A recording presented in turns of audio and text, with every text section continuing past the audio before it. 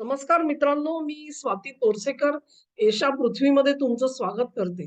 इस्रायलमध्ये जो उत्पात झाला आणि अत्यंत अमानुष, निर्दय, निर्घृण घटना घडल्या, ती घडवणारी हमास संघटना म्हणजे काय आणि तिचा पूर्वेतिहास काय आहे, याची थोडी तुम्हाला कल्पना देण्यासाठी हा व्हिडिओ करते आहे. तो कदाचित छोटा असेल. मित्रांनो, एक विनंती आहे की या चॅनेलला तुम्ही सबस्क्राईब करा. बेल आयकॉन दाबा म्हणजे तुम्हाला नोटिफिकेशन येतील. ही लिंक आहे ती तुमच्या मित्रपरिचितांपर्यंत शेअर करा. तुम्हाला हा व्हिडिओ आवडला तर लाईक बटन जरूर दाबा. कारण त्याच्यामधूनच YouTube हाच व्हिडिओ इतर अनेक प्रेक्षकांपर्यंत नेण्याचा प्रयत्न करत असते. इंतिफादा या शब्दासाठी सुप्रसिद्ध झालेली हमास ही जी संघटना आहे, तिचा इतिवृत्तांत काय आहे तो थोडक्यात आपण आता बघतो आहोत. अहमद यासीन नावाची एक व्यक्ती ही गाझामध्ये जन्मली आणि त्यांचं शिक्षणासाठी ते इजिप्तमध्ये गेलेले होते. कैरोच्या एकंदरीत वातावरणामध्ये एक मुस्लिम ब्रदरहूडचं प्रचंड आकर्षण होतं. त्या तत्वज्ञानाचा पगडा होता. मुस्लिम ब्रदरहूड ही अशी संघटना आहे, की तिने अनेक इतर संघटनांना जन्म दिलेला तुम्हाला दिसेल. तेव्हा प्रेरणास्थान, स्फूर्तीस्थान ज्याला म्हणतात, तशी ही मुस्लिम ब्रदरहूड ही संघटना आहे. तुम्हाला दिसून येईल. त्याच्यातूनच अल-कायदा सारखे ज्या संघटना आहेत, त्या जन्माला आलेल्याही तुम्हाला दिसतील. तर या अहमद यासीन यांनी गाझामध्ये परतल्यानंतर आपणही काहीतरी करावं म्हणून हमास या संघटनेची सुरुवात केली ती जानेवारी 1987 मध्ये. ते स्वतःच मुस्लिम ब्रदरहूडनी भारित झालेले, प्रभावित झालेलं व्यक्तिमत्व असल्यामुळे गाझामध्ये मुस्लिम ब्रदरहूड चं जिथे-जिथे प्राबल्य होतं, प्रभाव होता, तिथली माणसं सगळी त्यांच्या सोबत येत गेली. केवळ 8 ते 10 महिन्यांच्या संघटनेच्या अस्तित्वानंतर त्यांनी पहिला इंतिफादा सुरू केला. इंतिफादा शब्दाचा अर्थ असा शेक ऑफ म्हणजे झुगारून द्या, उखडून टाका. असा एक साधारण अरबी भाषेतला त्याचा अर्थ होतो. इंतिफादा चा हमासने केलेला अर्थ असा होता, की 1967 सालापासून इस्रायलने गाझा असेल किंवा वेस्ट बँक असेल, ईस्ट जेरुसलेम असेल, इथे आपली सत्ता ही प्रस्थापित केलेली होती आणि हे प्रदेश हे त्यांच्या ताब्यात होते. त्यांचं प्रशासन तिकडे चालत होतं. तेव्हा हे प्रशासन उखडून द्यावं, झुगारून द्यावं ह्याच्यासाठी प्रयत्न करण्याचं हमासने ठरवलं आणि त्याला इंतिफादा नाव दिलं. या इंतिफादा हा जो उठाव होता, त्या उठावामध्ये तुम्हाला प्रामुख्याने दगडफेकीच्या जशा घटना दिसतात, तशाच काही हिंसक घटना सुद्धा दिसतील. सुसाईड बॉम्बिंग दिसेल. अनेक प्रकारचे मार्ग अवसरून हमासनी जनमनाच्या कानाकोपऱ्यामध्ये आपलं अस्तित्व पोहोचवलं आणि त्यांच्यासाठी एक आस्था निर्माण झालेली आपल्याला दिसते. हा पहिला इंतिफादा होता तो जवळ-जवळ 4 ते 5 वर्ष चालला. यानंतर क्रमाक्रमाने इस्रायलनी या प्रदेशावरची आपली जी घट्ट पकड होती, ती थोडीफार ढिली केल्याचं तुम्हाला दिसेल. ह्याच्यानंतर हमास वाढतच राहिली. एक त्यांना फायदा असा होता, की त्यांची प्रतिमा जनमानसामध्ये अतिशय स्वच्छ ऑर्गनायझेशन म्हणून होती. आता स्वच्छ कशाला म्हणायचं? तर तिथे वेस्ट बँकमध्ये म्हणजे हमासच्या जन्माच्या आधीपर्यंत अल फतेह ही यासीर अराफत यांची संघटना होती आणि त्यांनीच चालवलेला पीपल लिबरेशन ऑर्गनायझेशन ह्या संघटना ज्या होत्या त्यांच्यावरती अनेक भ्रष्टाचाराचे आरोप व्हायला लागलेले होते. अ, पॅलेस्टाईनच्या निमित्तासाठी त्यांच्या युद्धासाठी म्हणून जगभरामधून जेवढा पैसा येत होता, तो पैसा नेमका कुठे जातोय याचा लोकांना अंदाज येत नव्हता आणि म्हणून यासीर अराफत यांच्यावरती भ्रष्टाचाराचे आरोप होत होते. साहजिकच या ज्या संघटना होत्या, त्यांची प्रतिमा ढागाळताना दिसत होती आणि या पार्श्वभूमीवरती हमासची प्रतिमा ही अत्यंत स्वच्छ असल्याचं लोकांच्या लक्षात येत होतं. ह्याच्यातूनच हमासची जी व्याप्ती आहे ती वाढत गेली. 2000 साली अ, हमासनी दुसरा इंतिफादा सुरू केला म्हणजेच इस्रायलचं जे अस्तित्व आहे तिथे त्यालाच एक आव्हान देण्याचा प्रयत्न केला. याही आव्हानावरती इस्रायलने काबू मिळवला आणि हमासला आपल्या वेसणामध्ये ठेवलं. परंतु या ऑर्गनायझेशन ज्या आहेत त्यांची एकंदर जडणघडण अशी आहे, की तुम्ही त्यांना दाबलं, चिरडलं तरी ते थोड्या काळापुरते दबले जातात, तसे राहतात आणि पुन्हा एकदा संघटित होतात आणि पुन्हा एकदा तुमच्यावरती हल्ले करायला मोकळे असतात. तेव्हा हा पूर्वेतिहास जर का आपण हमासचा बघितला, तर ह्याच्याबद्दल आश्चर्य वाटायला नको, की पुन्हा-पुन्हा हमास ही स्वतःला ऑर्गनाइज करून घेते, जुळवून घेते. अशाच पद्धतीने हमासनी गाझा पट्टीमध्ये ज्या निवडणुका होत होत्या त्याच्यामध्ये मताधिक्य मिळवलं आणि वेस्ट बँकमध्ये सुद्धा त्यांना काही प्रमाणामध्ये सीट्स मिळवण्यामध्ये यश मिळालेलं तुम्हाला दिसेल. अशा तऱ्हेने एक आपण म्हणू की जनमानसामध्ये थोडीफार मान्यता मिळालेली संघटना असं स्वरूप हे हमासचं होत गेलं. परंतु त्याचं जे मूळ कामाची पद्धत आहे, ती कामाची पद्धत मात्र बदललेली नव्हती.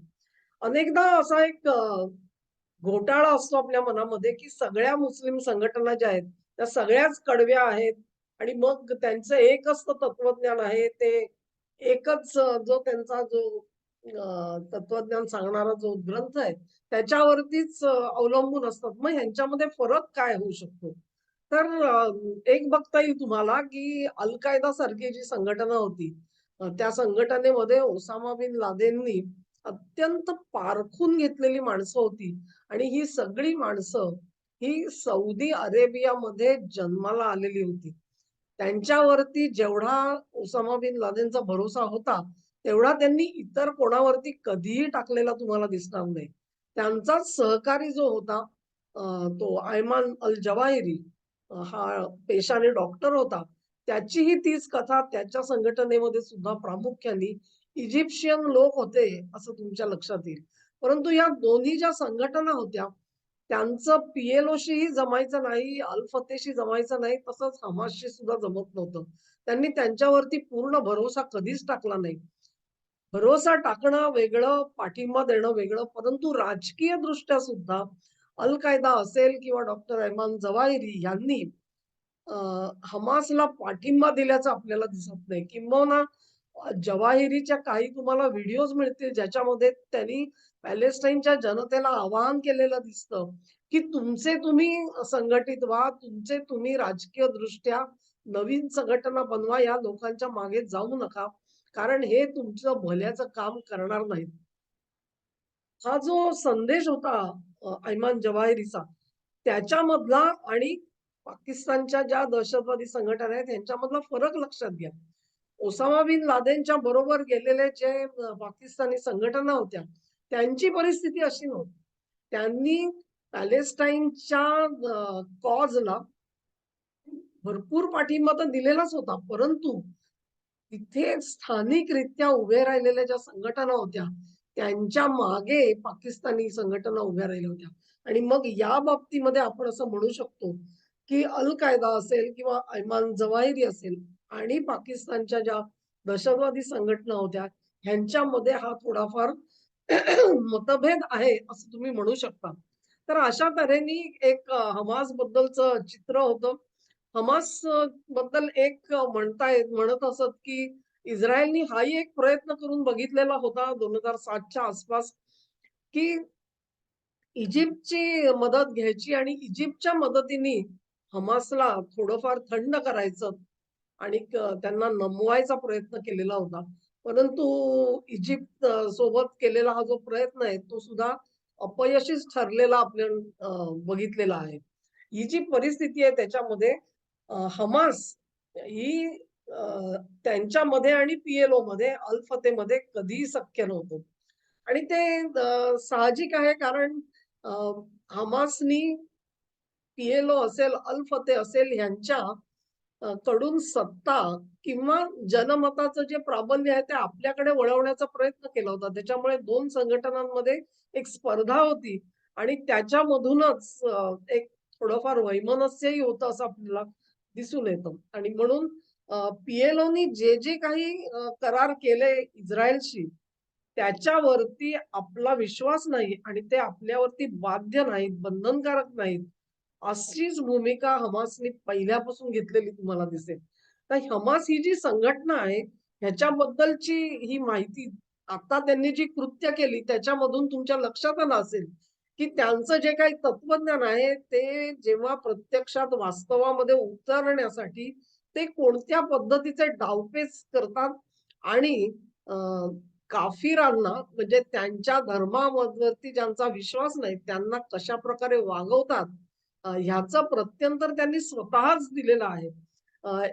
आत्ताचे जे हल्ले झाले त्याच्यामध्ये केवळ ज्यू मारले गेलेत असं नाही. त्याच्यामध्ये काही अमेरिकन होते, काही नेपाळी होते आणि अन्य देशांचे सुद्धा नागरिक त्याच्यामध्ये सापडलेले होते. त्याच्यामुळे आपण असं म्हणू शकत नाही, की त्यांचा रोख जो आहे, तो केवळ इस्रायलच्या ज्यूंवरती आहे आणि अन्य लोकांशी त्यांचं भांडण नाही, असं आपण बिलकुल म्हणू शकत नाही. तर ही जी हमास आहे, या हमासबद्दल असेल किंवा पॅलेस्टाईनचा जो सगळा झगडा आहे, त्या झगड्याच्या संदर्भाने अतिशय ज्याला म्हणू आपण फ्लॉवरी लँग्वेजमध्ये त्यांचं शोभामंडन केलेलं तुम्हाला दिसेल, गौरव केलेला दिसतो, की ही कशी स्वातंत्र्याची हाक होती आणि त्याच्यासाठी या संघटना कशा काम करत होत्या वगैरे, वगैरे तत्वज्ञान आपल्याला ऐकवलं जातं. परंतु प्रत्यक्षामध्ये मला तरी आता असं वाटतं, की पॅलेस्टाईन हेच एक मृगजळ होतं आणि त्या मृगजळामध्ये घागर भरण्यासाठी ही सगळी मंडळी ही कशी उत्सुक होती. एक लक्षात घ्या तुम्ही, की यासीर अराफत असेल, PLO असेल ह्यांनी पॅलेस्टाईनसाठी जो झगडा दिला, लढा दिला, त्याच्या मागे जर का रशिया ठामपणे त्या काळात उभा नसता, तर यामधलं काहीही होऊ शकलं नसतं.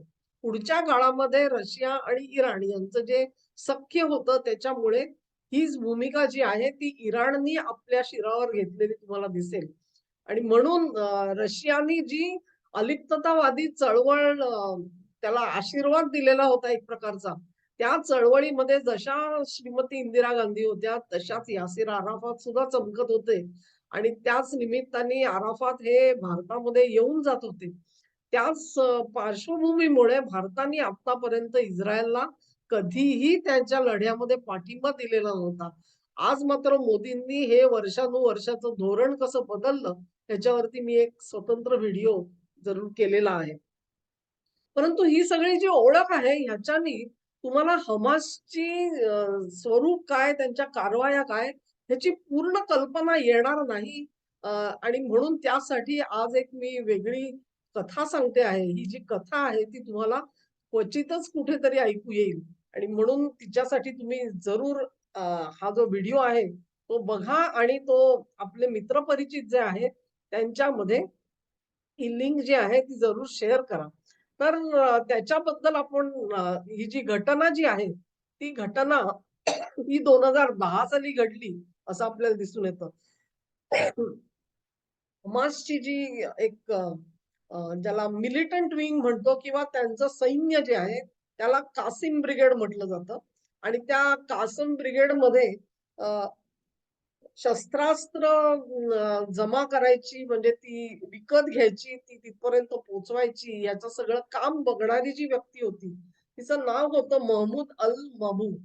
आता ही जी व्यक्ती होती ह्यांच्याकडे असं म्हणतात, की बरेच पासपोर्ट होते आणि ज्या पद्धतीने त्यांनी रित्या राहून हे काम चालवलेलं होतं, त्यातून ही व्यक्ती ही संशयापर्यंत जाऊन पोहोचलेली होती. इस्रायलच्या रडारवरती आलेली होती असं आपल्याला दिसतं.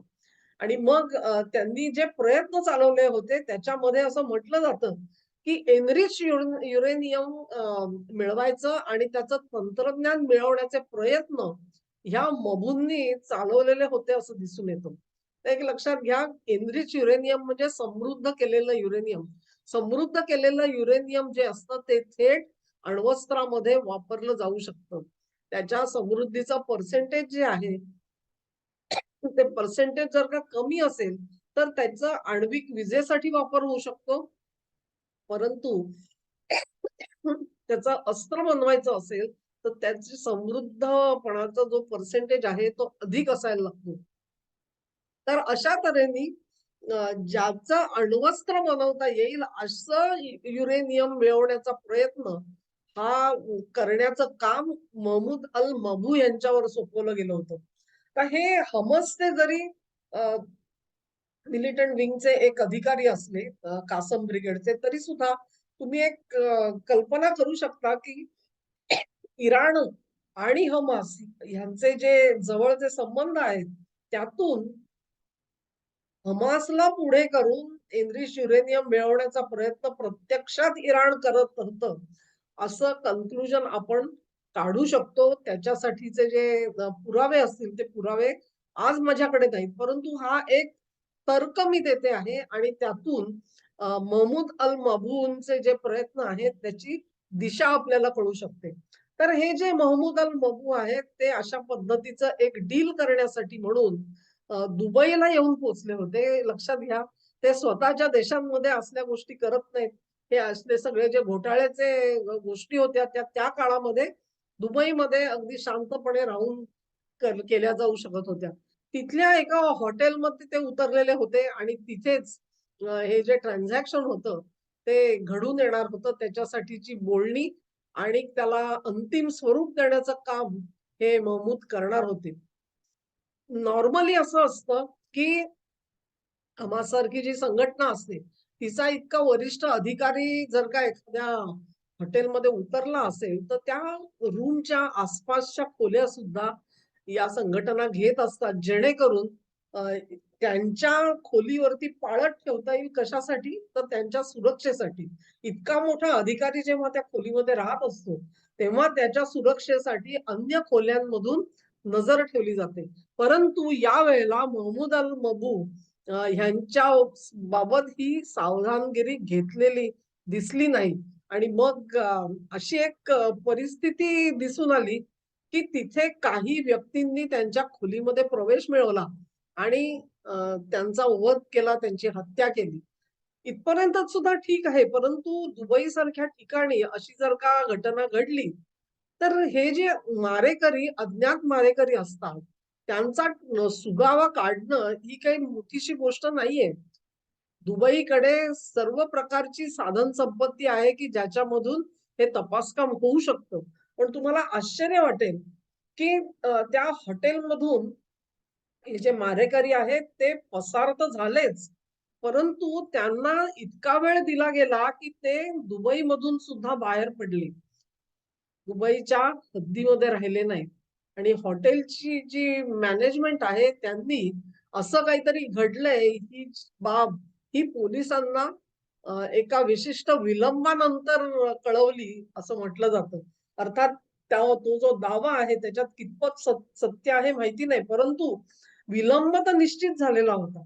कदाचित ती जी मॅनेजमेंट आहे त्यांना ती माहिती नेमकी कधी मिळाली आणि त्यांनी किती ताबडतोबीने तपास यंत्रणांना ही घटना कळवली, हा तपासाचा विषय असू शकतो मित्रांनो. परंतु अशा पद्धतीने जे झालं त्याच्यामध्ये एक म्हणता येईल, की त्या हॉटेलनी इस्रायलचा जी तुकडी होती तिथे गेलेली, त्यांच्याशी सहकार्य तर केलेलं नव्हतं ना, अशी शंका सतत व्यक्त केली जाते.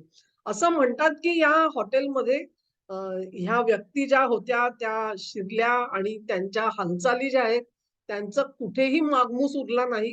परंतु एक सीसीटीव्ही कॅमेरा हा चुकून चालू राहिला. पूर्ण हॉटेलमधले सगळे कॅमेरे हे बंद करण्यात आलेले होते. एकाच कॅमेरामध्ये ही जी टीम आहे 3 ते 4 जणांची, त्याच्यामध्ये एक महिला पण होती असं मला आठवतंय आता.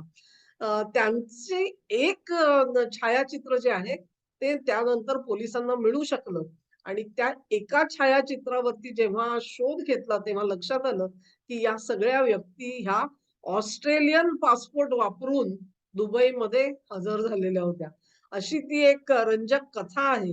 अ, हेरगिरीची कथा आहे म्हटलं तर हे सगळे जे लोक होते ज्यांनी मोहम्मदुल मबू यांची हत्या केली, ते सगळे सही सलामत तिथून सुटले आणि मायदेशी परतले.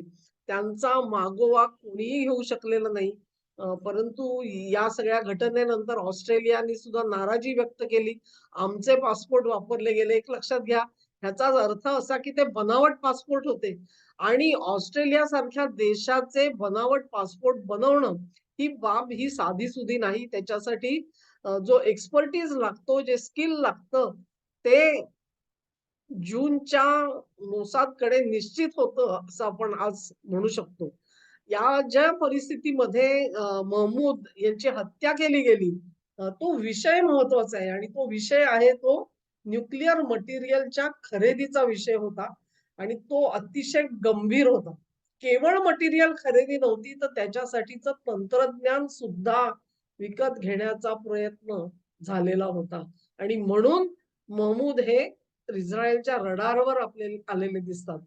इस्रायलनी इराणचा जो आण्विक कार्यक्रम आहे त्याच्यामध्ये अनेक वेळा फांदा मारल्याचं तुम्हाला दिसून येईल आणि त्यातला एक स्टक्सनेट नावाचा जो व्हायरस आहे, त्याचा जो अटॅक झाला इराणच्या सर्व्हरवरचा, ती एक वेगळी कथा आहे आणि ती कधीतरी मी तुम्हाला सांगेन. थोडक्यात आजच्या घडीला सांगायचं तर हा स्टक्सनेट हा जो व्हायरस होता, तो केवळ सिमेन्स कंपनीचे जे सर्व्हर आहेत, त्याची जी ऑपरेटिंग सिस्टीम आहे, त्याच्यावरतीच तो कार्यरत होऊ शकतो आणि हे जे सर्व्हर आहेत त्याच्यावरच इराणनी आपलं जे आण्विक कार्यक्रम आहे त्याचं संपूर्ण प्रक्रिया जी होती ती ते सर्व्हर वापरून इराण करत होतं अशी माहिती असल्यामुळे हा स्टक्सनेट व्हायरस जो आहे तो तशा पद्धतीने विकसित केलेला होता आणि या व्हायरसनी असं केलं की तो त्या सर्व्हर पर्यंत एकदा पोहोचल्यानंतर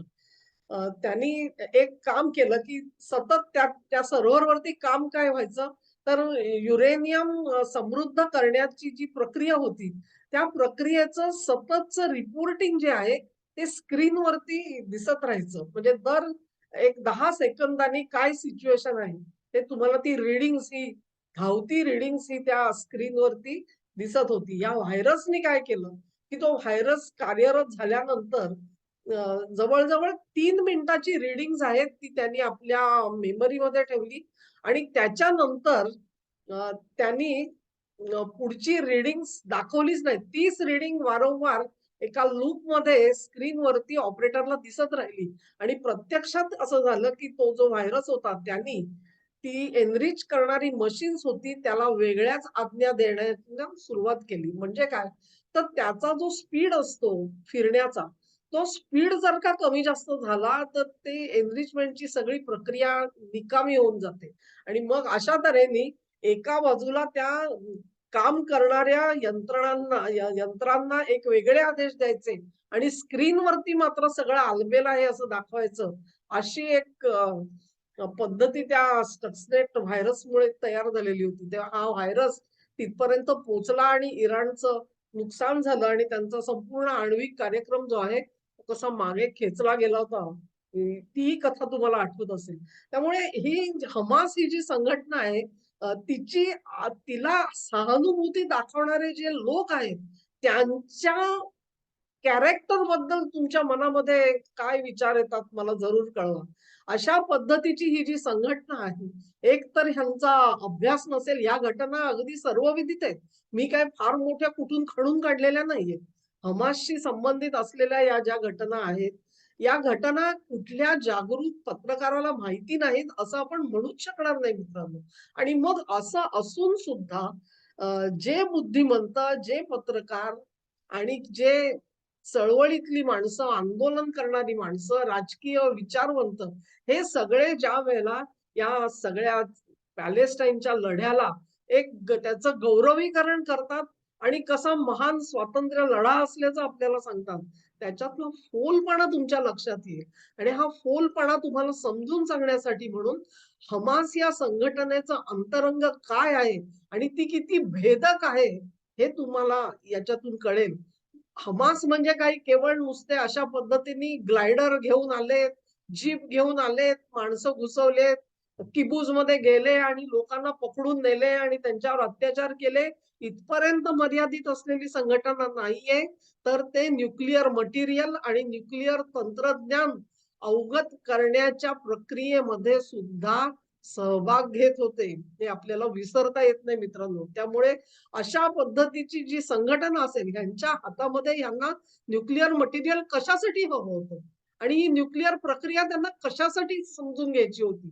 त्याच्यासाठी ते स्वतः पुढे का जात होते, हे प्रश्न आहेत आणि ह्याची उत्तरं कधी इस्रायलनी जर का आज ॲक्शन घेतली असेल, तर ते असं म्हणू शकत नाहीत का, की गेल्या काही वर्षामध्ये हमासनी काय तयारी केलेली आहे आणि त्यांची ही जी न्यूक्लिअर मटेरियल असेल, तंत्रज्ञान असेल, त्याच्याबद्दलचे त्यांचे प्रयत्न आज कुठल्या पातळीपर्यंत पोहोचलेले आहेत, ह्याचा अंदाज तरी आपल्याला आपण येऊ शकतो का? इस्रायलकडे ही माहिती जरूर असणार आहे. आणि मग त्यांनी जर का आज हमासला नेस्तनाबूत करण्याचं ठरवलं, तर हमास नेस्तनाबूत झाली म्हणून मगरीचे अश्रू ढाळू नका. तुम्ही त्या संघटनेचं खरं स्वरूप काय आहे ते ओळखा आणि मग तुम्हाला कळेल, की इस्रायलच्या अस्तित्वालाच धोका निर्माण करणाऱ्या ज्या शक्ती आहेत, त्या शक्तींचा एक सर्वात मोठा हस्तक म्हणून वावरणारी ही हमास ही संघटना आहे. हे तिचं अंतरंग आहे. तिच्यासाठी तुम्हाला कोणीही कितीही गौरवास्पद उद्गार काढून दाखवले, तरी त्यांना ह्या 2 गोष्टी त्यांच्या तोंडावर मारा आणि त्यांना विचारा, की ह्याचा अर्थ काय आहे? तो आम्हाला जरा समजून सांगा म्हणून. ह्यांना स्फूर्ती देणारे, त्यांना पैसा पुरवणारे आणि त्यांना सर्वतोपरी मदत करणारे जे देश आहेत, त्यांच्यापैकी एक मोठा देश हा इराण आहे आणि त्याचा साथीदार सिरिया. त्या सिरियानी आज बातमी आलेली आहे त्यानुसार इस्रायलवरती काही जे गोळे सोडले गेले ते सिरियाच्या भूमीमधून सोडले गेले कालच्या रात्रीतून आणि त्याला उत्तर दिलं गेलं इस्रायलकडून अशी आता बातमी आलेली आहे. तेव्हा या युद्धामध्ये हे युद्ध जे आहे ते इस्रायल पॅलेस्टाईन पुरतं मर्यादित राहिलेलं नाही. त्याच्यामध्ये आता सिरिया डोकावू लागलेला आहे आणि सिरियाला आदेश देणारा कोण आहे लक्षात घ्या. सिरियाला आदेश देणारा इराण आहे का रशिया आहे हे आज गुलदस्त्यात राहिलेलं नाहीये. तेव्हा रशिया, चीन, इराण, सिरिया आणि तिकडे पलीकडे तुर्किया हे जे एक अक्ष बनलेला आहे, त्या अक्षामध्ये पाकिस्तान कुठे बसतो याचाही भारताने विचार करायला पाहिजे. आणि म्हणून हे सगळे जे अश्रू ढाळणारे जे लिबरल्स आहेत ना, त्या लिबरल्सच्या एकंदरीतच चारित्र्याची ओळख तुम्हाला व्हावी, ह्यासाठी ही हमासची तोंडओळख तुम्हाला मी करून दिलेली आहे. मित्रांनो, हा व्हिडिओ तुम्हाला आवडला असेल अशी आशा करते आणि आवडला असेल तर जरूर ही लिंक इतरांपर्यंत पोहोचवावी अशी मी विनंती करते. धन्यवाद.